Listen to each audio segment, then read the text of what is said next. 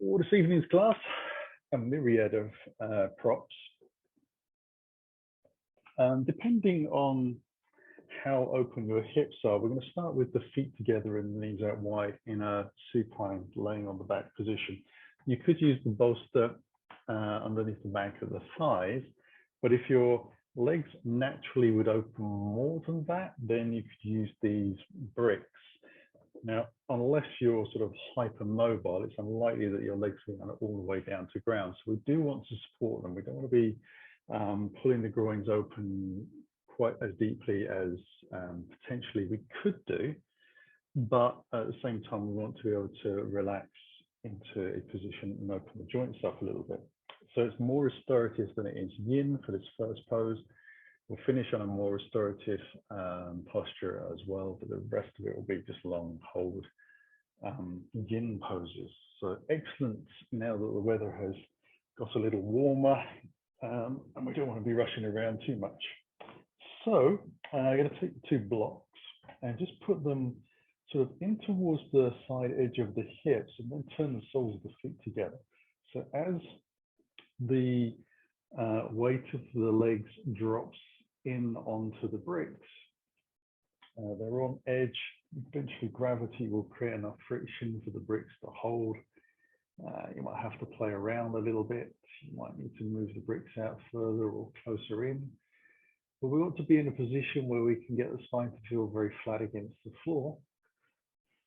So some wriggling around sometimes with the hips, the shoulders, and just playing about getting to a comfy place.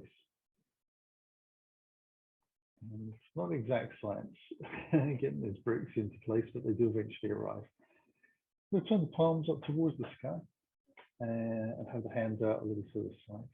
We'll soften the jaw as well and relax the back of the neck and the shoulders and allow ourselves to breathe, which in itself can seem like a fairly easy request, but it doesn't detract from the significance of the benefits that slow breathing brings us. It calms our nervous system, calms our mind, calms our heart. If you're able to, breathe in and out through the nose and allow the diaphragm to move freely. So loose fitting clothes, really good idea.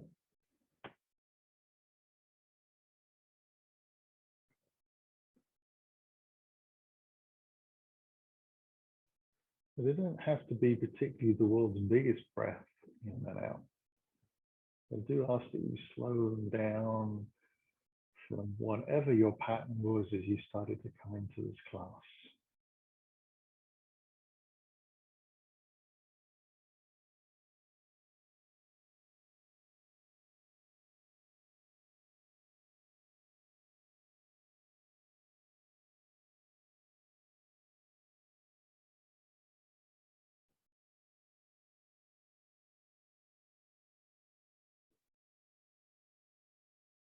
If you do happen to be a little bit tight around the hips or in certain portions of your glutes and hamstrings, this position might cause the beginnings of a little bit of crampy feelings. If that happens, you can breathe through. If it gets too bad, obviously you need to move out. So with all of these postures, breathing gently and being able to sit in them in a relative level of comfort so that the breath is not distressed in any way is what we're aiming for. Doesn't mean we're without effort, but it does mean that we're controlling the environment that we're sitting in.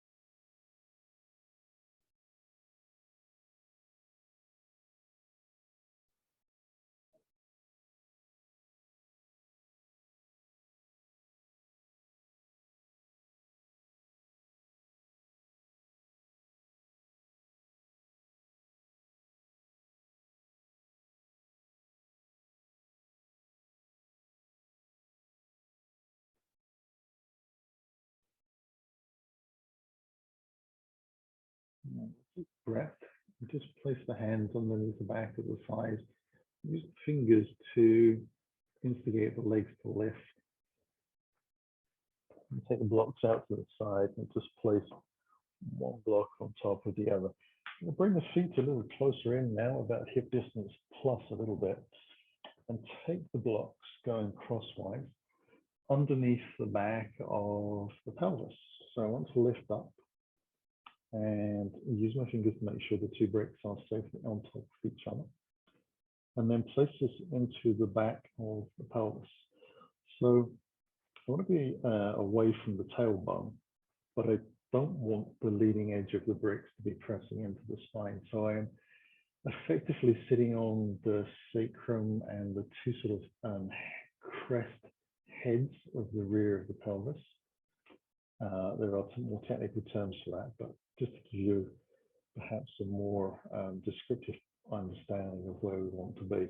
So this foundation of the hips is very well supported. It's not going to go anywhere. And again, let the hands come to the side. Now you could walk the feet wider apart and let the knees rock in. We want to avoid the knees feeling like they're moving outwards. So we're turning the rotation of the thighs in a little bit. Some people feel happy enough to extend their legs out to the corner edges of the mat, which kind of changes from being in a bridge pose to a different kind of restorative posture. We really want to allow the muscles of the abdominal area relax and across the top of the thighs. And then we'll lower back as well, moving into the middle of the back. So this really requires us to connect our mind to the feeling state of all of those muscles I've just described and see if we can start to turn them off a little bit and send them to sleep. When we come into the pose originally, we kind of go on high alert. We just want to let them wind themselves down a little bit. So we get a sense of the spine being affected by gravity and dropping to the floor. Will change the feeling of the curves in your spine.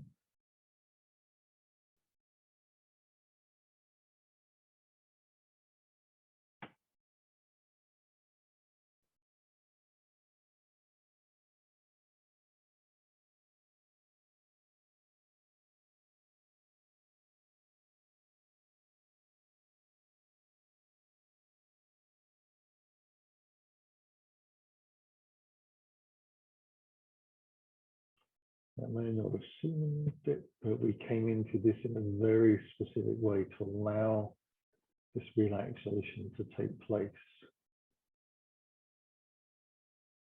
So if you are going to attempt this outside of this class by yourself in the future, allow yourself to come into the pose in exactly the same way.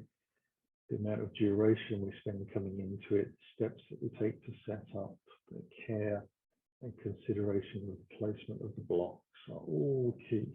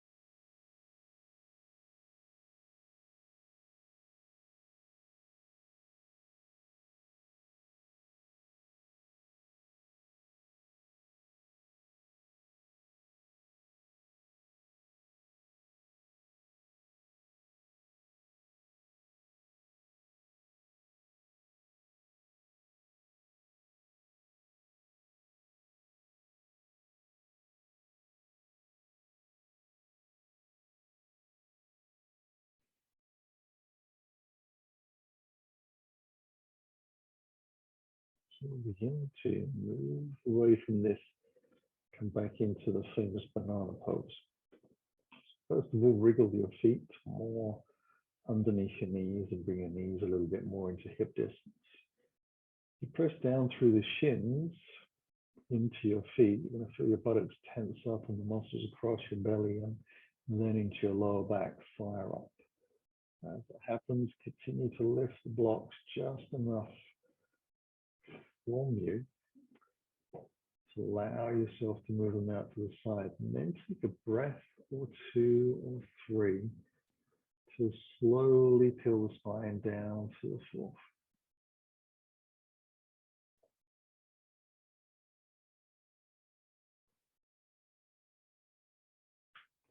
We're going to lengthen the legs out and down the center line carefully off the mat. The legs are together. Now, once I've done that, I'm going to bring the hands together directly above the chest. So the index finger points up towards the sky. Take an exhale and let the hands drop to the mat behind me. And we're going to come into a banana pose. So the first thing I'm going to do is wriggle my shoulders over towards the right side of my mat as far as I comfortably can, keeping the shoulders blades flat to the floor and the hips flat to the ground. Once I've done that, I'll take the legs out towards the right, so hence the shape of a banana.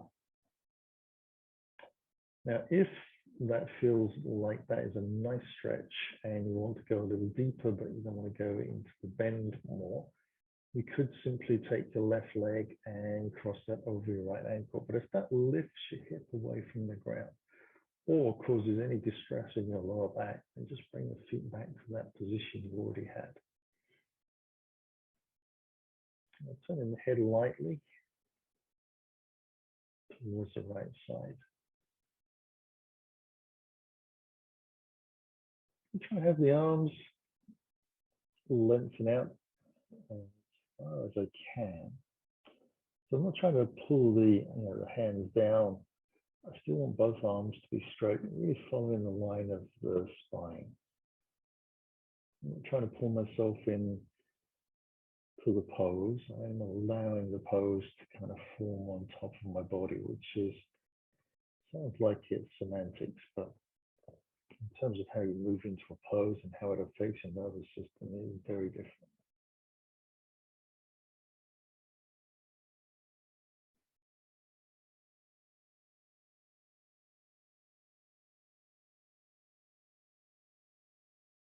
Again, very soft, long breaths into the rib cage. So on the left side, we feel that stretch quite a lot.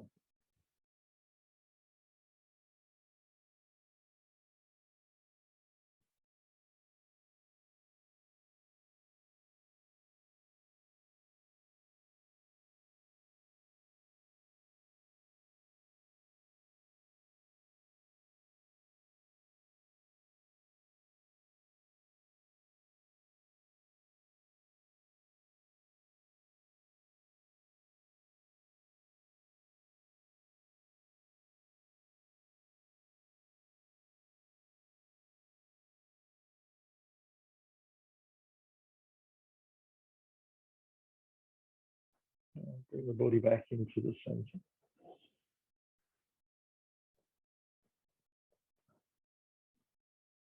In your own time, allow yourself to move to the opposite side.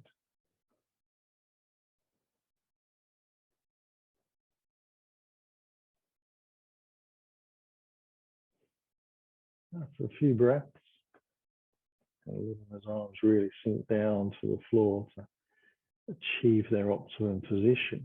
You can consider lifting your right leg over left. See how that feels. Remember, we're trying to keep those two halves of the pelvis, the two shoulder blades flat and square to the ground. So be honest with yourself as to if you rocked out to your side edge, just come back.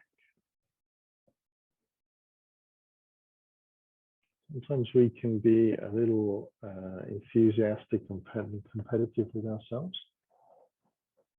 It's not needed in this practice at all. reality of finding ourselves in these poses to explore where we can relax. I'm going to leave you in that pose for a while whilst I come up to sit, just so that I can look at the clock. Got another sort of minute and a half in this pose.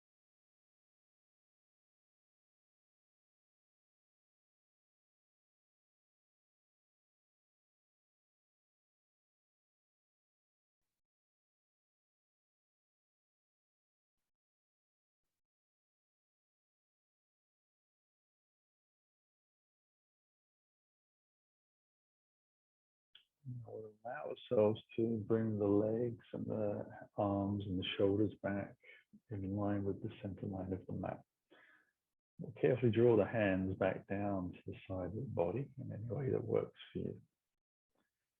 Take a couple of breaths to kind of just allow yourself to sink down into the floor and feel yourself receiving the benefits of those two stretches out to the side. Feel the benefits in your body.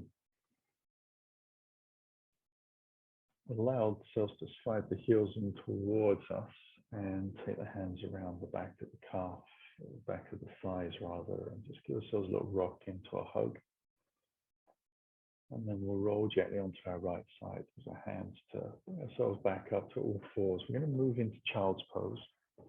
Now, you can use props and blocks to assist. So if you're not able to, for instance, get your bottom down onto your heels, you can straddle the bolster or place a block underneath your bottom between your heels. You can bring a block or bolster into the front of the mat to lie down. It's actually quite a restorative way, but it still works into the opening of the hips. If you're struggling to get your forehead all the way to the ground, you can bring a brick or a block underneath. Now, I want to see if I can take my hands underneath the forehead. Some people might like to take the hands towards their feet, so out to the side and the back a little bit. Main thing we're trying to do is open the ankles, the knees, and the hips, and let the spine sink down to the floor. So changing that feeling of gravity that we had when we took the long bridge pose. The spine sunk one way. Now it's coming forwards, downwards.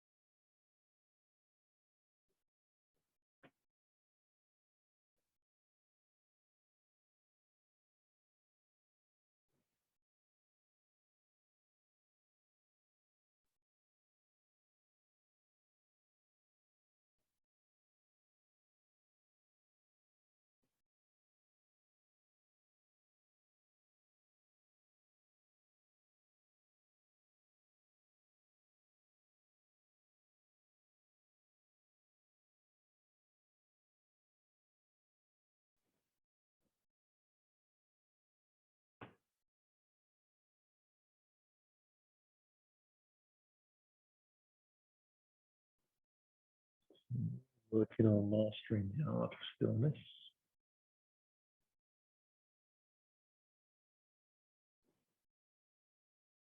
And getting to that point, we're starting to feel a little bit sleepy.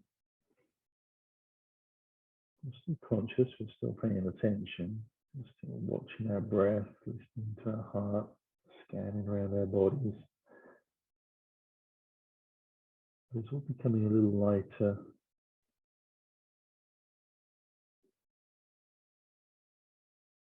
The worries of the day are starting to disappear from our shoulders and from our hips and our spine.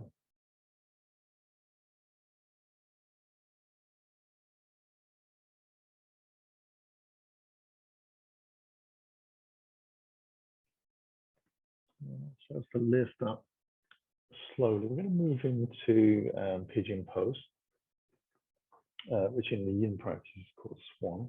So this is still feathers variety. I'm going to stretch the legs out first in the tabletop just to say hello to the blood supply to my knees, and then bring my knees together on the mat so they're touching. They're underneath the hips. The hands are about shoulder distance apart. I'm going to start taking my left knee to the outside of my left wrist. I'm going to have my heel approximately in line with the center line. So if you have a line down the mat, that makes it very easy to aim for. And I'm going to walk the right foot back.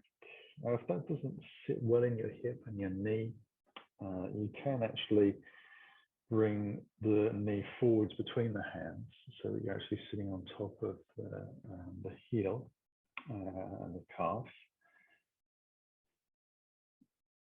This position where we're quite high and upright, we're just taking this opportunity to, rather than push away from the floor, kind of let the shoulders sink down a little bit. And if they happen to round forwards, great. If they happen to move out to the side, that's okay as well. So whatever shoulder position is easy.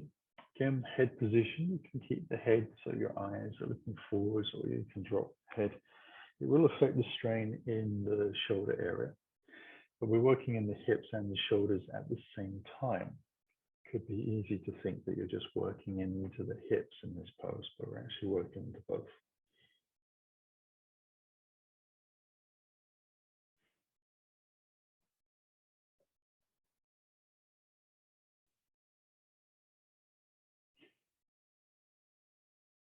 And because we're compressing the lower spine and putting a lot of weight into the elbow joint, shoulders, and wrists, you might find that holding the pose for an extended period of time is tricky. One thing that you could do, which would be of benefit, is to bring your hands underneath your shoulders and make knuckles. So the fingertips point towards the sky, and the knuckles point down to the floor, and the thumbs point forwards.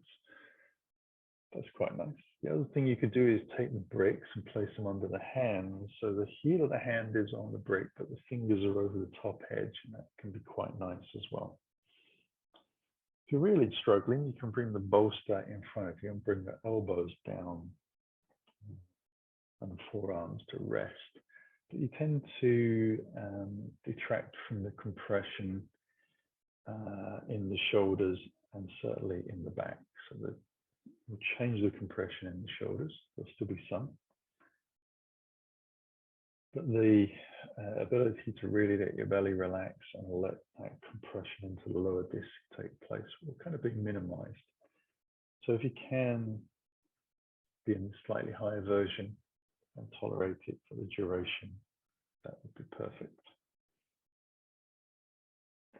Almost there, we've got 15 seconds to go. Time flies when you're having fun in the swan pose.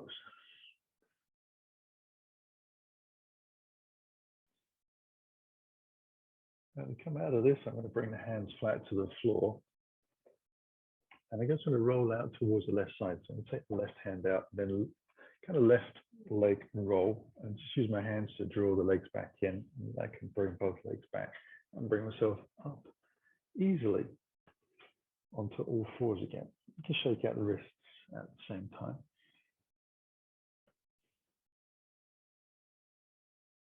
And I'm just going to give the hips and the sacrum a little bit of time to kind of melt back into position to redefine the symmetry in my body.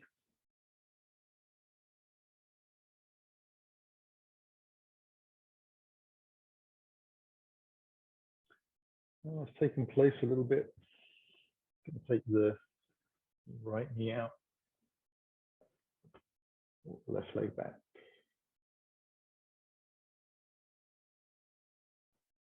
And significant opening to the hip flexors as well.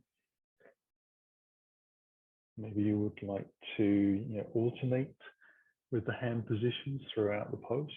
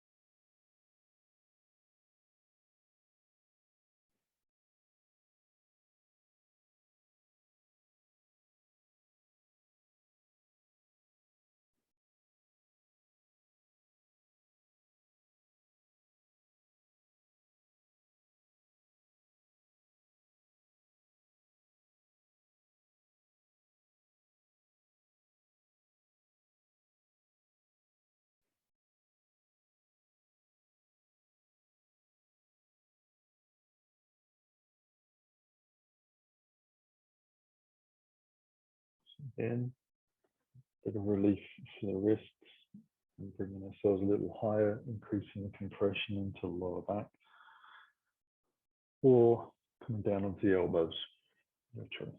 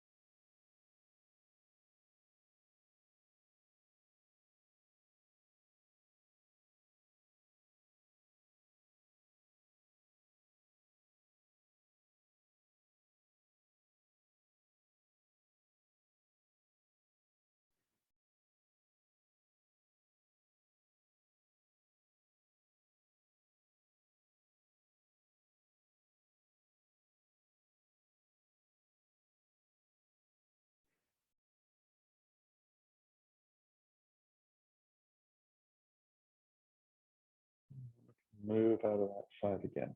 So again, just taking the hand out to the side and rolling down is one technique.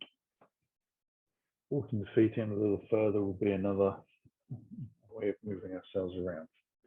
Now we're going to come into shoelace pose, and there is a half shoelace pose, which would require you to be more grounded, actually on the ground. Half shoelace would be right leg out, left leg crossed over, no gap between the thighs, and wrap the foot towards the heel. And then we're just going to allow ourselves to sit up tall. This puts a lot of strain in the back of the leg, so you need to be careful how you approach it. A full shoelace would be where we do the same, but we do it both legs. And so you want to feed the legs in first, and then allow yourself to just lift up a little bit on the fingertips, and you can sink the thighs together a little more. Now you can wiggle the feet further forwards so that you've got this, a good amount of rotation in both thighs, but the shin goes out, and that puts more pressure into the knee joint.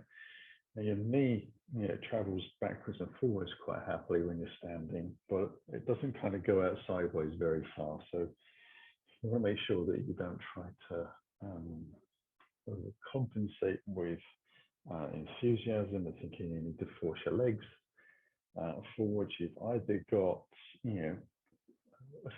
5 or 6 degrees of movement in your knees, or you've got 3 or 4. It might not sound a lot, but times that by the length of your femur, it's a couple of inches. So just trying to move your legs forwards a little bit can have a significant impact on the joints. You want to make sure that you feel happy in your knees, your ankles, and your hips. A little bit of work, easy to breathe and relax in, but still feeling a deep, powerful stretch. Not working in the muscles, more joints and tendons and ligaments, which is exactly what we're trying to achieve in our yin practice. As you notice, you have got 2 legs, so this is side A. There will be a side B. Coming shortly.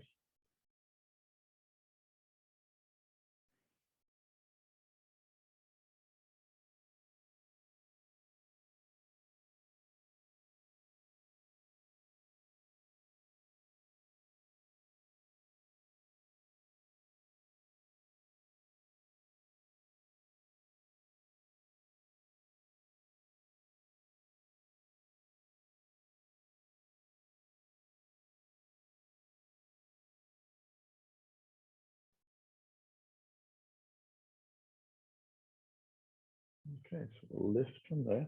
I'm going to use the hands again, just to press down, lean forwards. Take a note of which way you've got your legs tangled around. And allow yourself to come into the opposite way.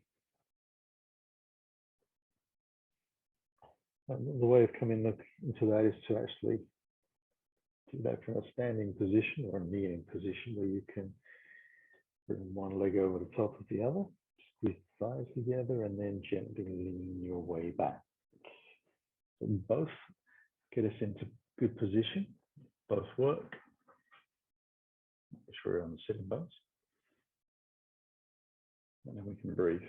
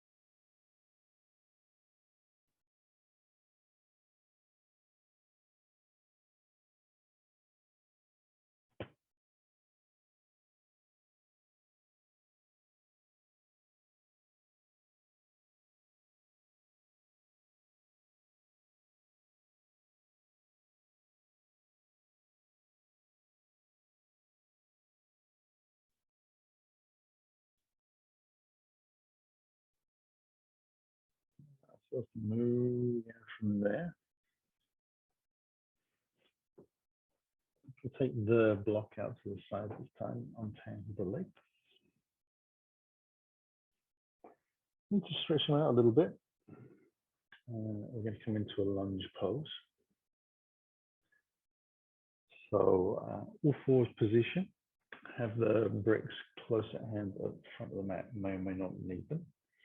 Let's start with the right leg coming forwards and begin with the knee over the ankle and the foot parallel pointing to the front of the mat. And then walking the back foot out. So trying to open the groins as much as I can and letting the hips to the floor. Now, if you're like me, you might be able to reach the floor fairly easily with your chest resting into your thigh. And your arms and your legs are a perfect match. But if you've got short arms and long legs, you might need to bring the floor up. So we would move the bricks underneath the hands in that way. Now, strangely enough, I am perfectly proportioned on this side for this pose, but for some reason, not on the other side. Then I'm going to walk the hands forwards a little bit and let the knee travel towards the toes. So I'm going to still bear some body weight into that front thigh and let it sink down a little bit. Head position, again, is optional to you, whether you maintain the line of the spine or whether you let your head hang. Up to you where you move your shoulders to in terms of how released you can allow them to be.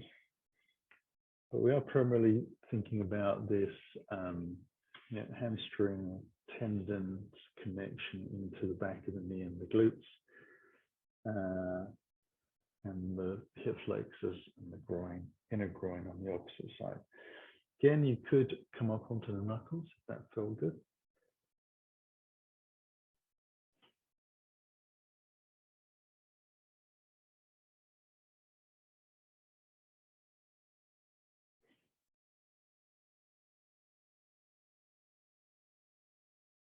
Anything I would suggest is that we try to avoid taking the knee further forward than the toes are.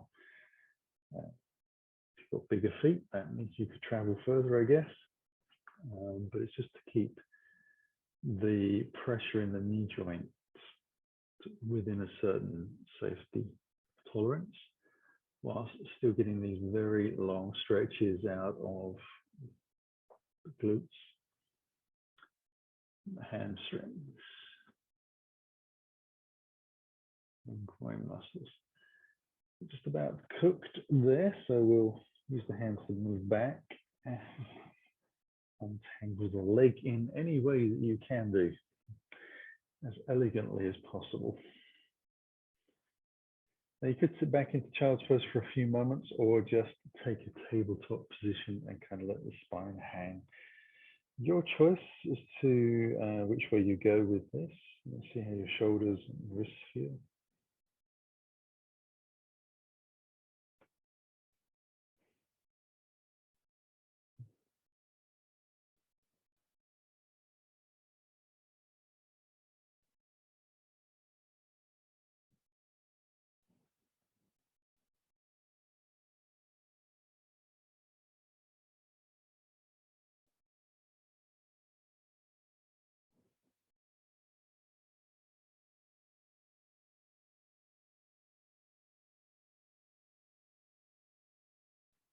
I've chosen to take the child's pose. There's a point where we have to come back up. I'll do the opposite leg. We bring the foot through. Again, using the brakes or not is your choice. Knee starts directly over the heel, hands shoulder distance apart. Walk the back leg out. Like, so take your hands further a little bit so you can lean into that front leg and let the hips sink down.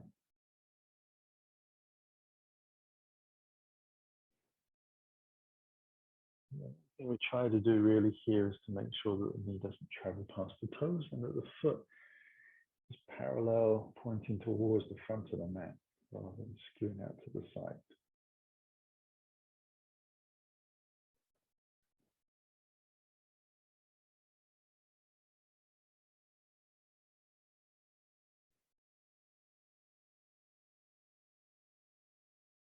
Again, just try and find that soft place for the shoulders where it can lean in.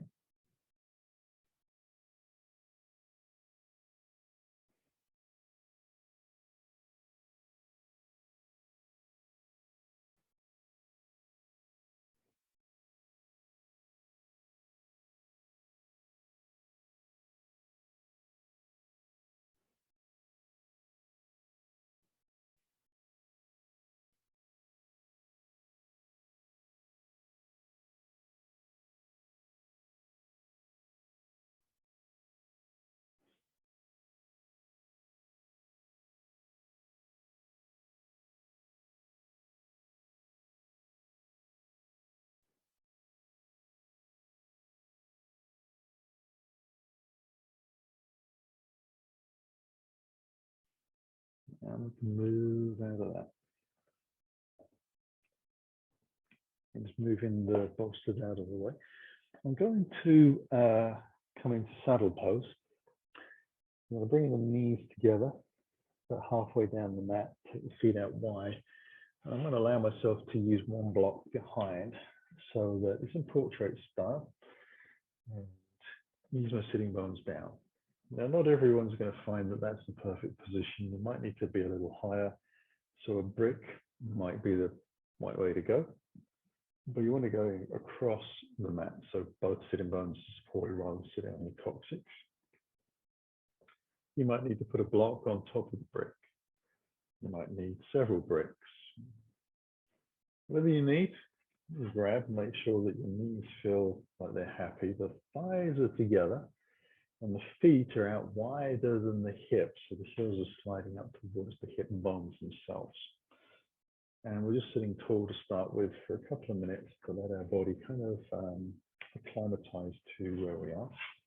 And I'm struggling to make this look easy, but I'm taking the bolster behind, ready for the next phase. Now you can take the palms out in front, facing up towards the sky or down. You can use any hand mudras that you like to incorporate into your practice that have meaning to you. Trying to find a position in the spine where we're sitting tall but using very little effort. So we can normally discuss about having the hips in a neutral plane. I want to avoid being in a position where the spine is rounded and the shoulders are hunched.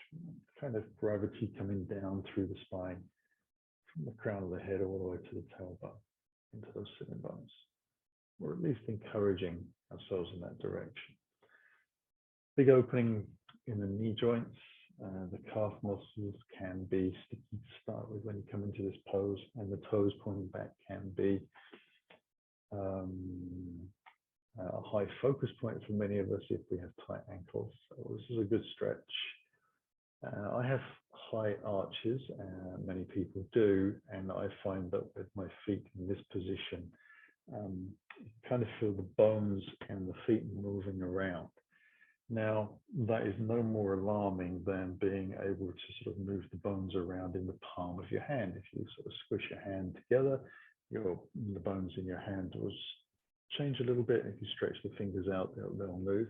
So that level of freedom and movement is natural to the feet. It's just that when we have feet stuck in shoes, we lose that sense of feeling.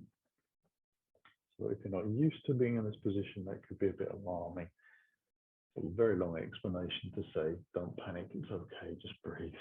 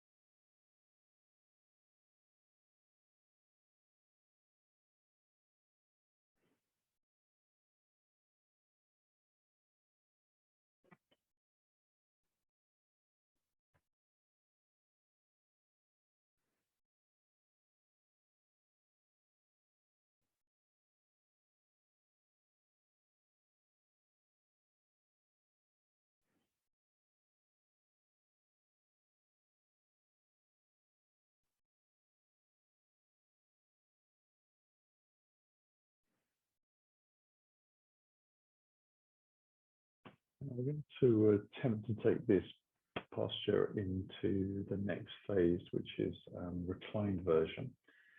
Frequently I do this with a single leg, but tonight we're going to do double legs. We're going to hold it for about 3 minutes. If you come into the pose and after a minute, you kind of feel that your breath is starting to change a little bit, getting tighter, It's becoming more problematic to be in the pose. When you're not getting quality of rest and relaxation, then allow yourself to move out and move back in as many times as you need. To come into this safely, we're going to take the hands behind onto that bolster. I'm going to press the shins into the floor, draw the belly in a little bit, and lift the weight off the tailbone, and then tuck the tailbone deliberately forward as I sit back. I'm moving more onto the back edge of the sitting bones and onto the back of the tailbone. Then I can bring my elbows easily into the bolster. Now, as I do that, I want to, again, I can just reinforce the lift and tuck the tailbone further forward. I want to kind of decongest the feeling in the lower back. So if that feels like it's being compressed, allow yourself to press into the shins, tuck the tailbone forwards and settle it back down until the heat feels like it's moving out of your lower back. It is going to feel like it's in your shoulders. I would suggest keeping your chin in towards your chest for safety reasons. Just looking after the nerves in the back of the neck. We want to make sure that the knees are staying flat to the ground. So if either of the knees are lifted off the ground and there's air underneath those shin bones, then you simply need to bring yourself back up. And that's where you may need to use a little bit more strength in the arms to be somewhere sort of in the halfway house. Likewise, some people have got higher degrees of flexibility in their knee joints, and they could actually turn the bolster from being crossways to lengthways and then lay down onto that. But again, they would use their hands into the floor, tuck the tailbone out of the way and bring themselves down. The odd person might be able to do this with no blocks underneath them and no bolsters and lie flat to the floor and still look like a human being, breathing and relaxing. This is comfortable for me. This is my version of where I get to that is beneficial to me in terms of opening my knees and stretching, giving a quality of stretching to the tendon ligaments and bringing blood flow back in and around the cartilages as well, and the joints. That sort of controlled, compressive feeling.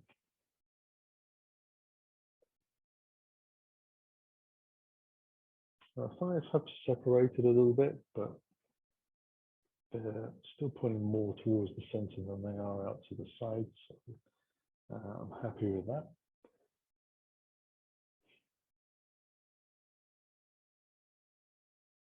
I'm obviously doing my best to let the muscles in the thighs relax and around the hips and the calves.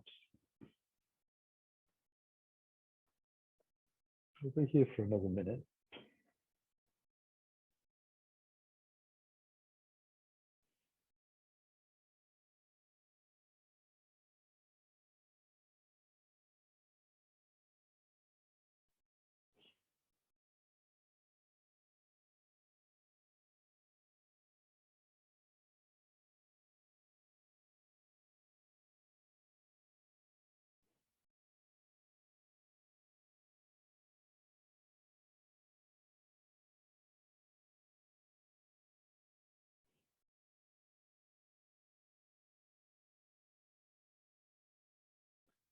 So we're going to bring ourselves out of this. I'm going to draw the abdominal muscles in towards the spine, press down through the back of the shoulders to lift up. Going to roll just enough so that I can bring one hand underneath and then the other, and allow myself to slowly lift back up. So I'm changing the pressure in a very controlled way through the thighs. I'm going to use the hands to lift up, come into all fours. Now, whilst the blood is coming back into the knees, there's a little less feeling there than I'd like. Let's take a couple of rounds of cat-cow, just stretching out the spine. Very gentle, a very controlled, slow breath.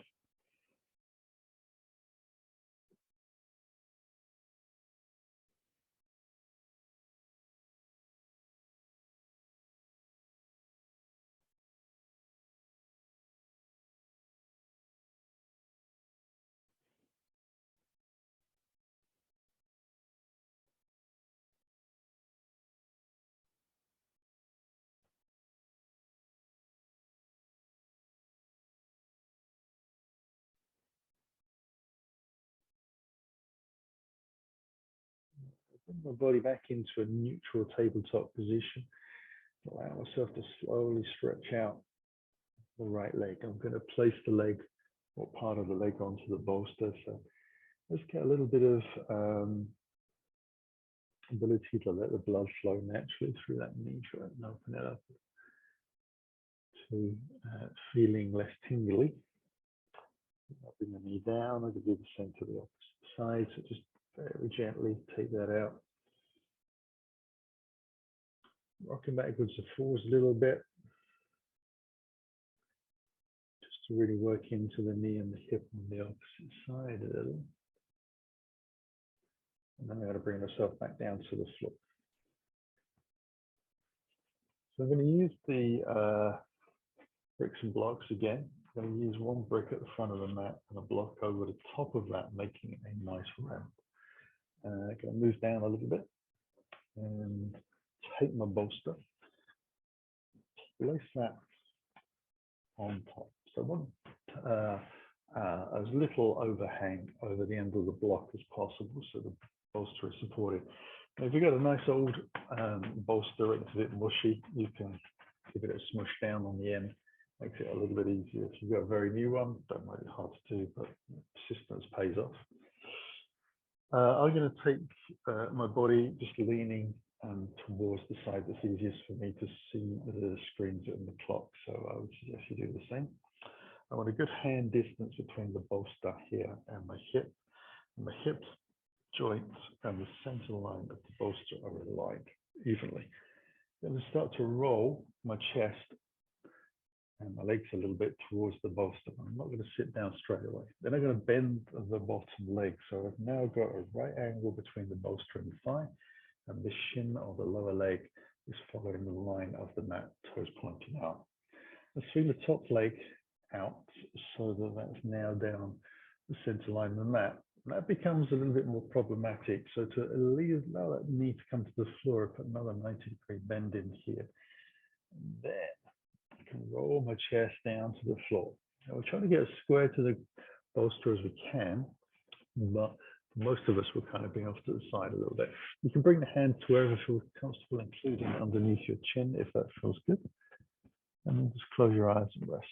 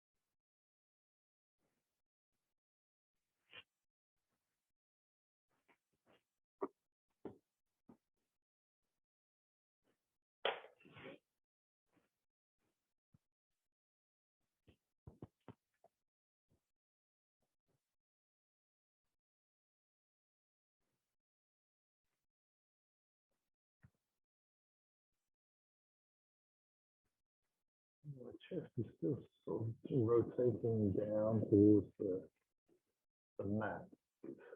Get a square to that bolster, but it's a release. And yeah, so just letting gravity slide it down.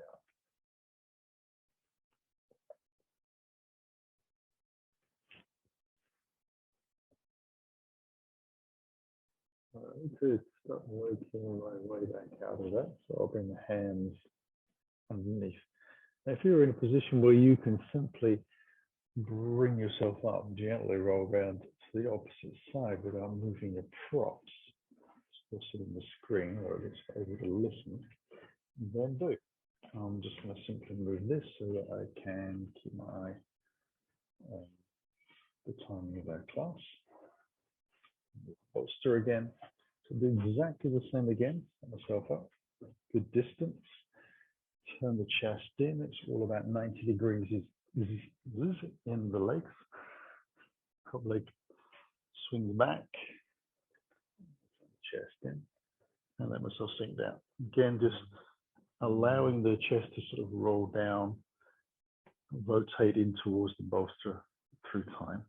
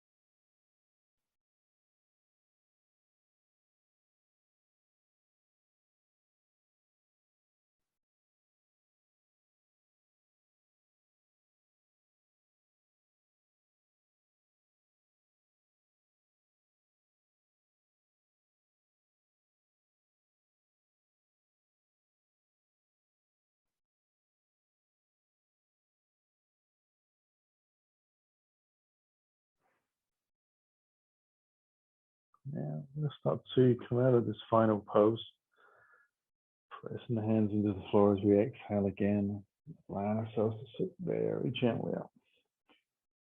Now, you can either finish your class here, which was the intention, or if you wanted to take yourself down to a longer Shavasana, I shall keep this brief. You can stay as long as you wish. You're sitting tall if you are. Closing the practice at this stage, close the eyes, bring the hands to your heart. A longer breath in begins a gentle exhalation. The drawing of the belly to the spine lets us sink. The head bows to the floor, sealing our practice. Inhale comes into the body, spine lifts, head follows, the eyes open. Namaste. Thank you very much for joining me this evening. I hope you enjoyed. If you are, carry on relaxing. See you soon.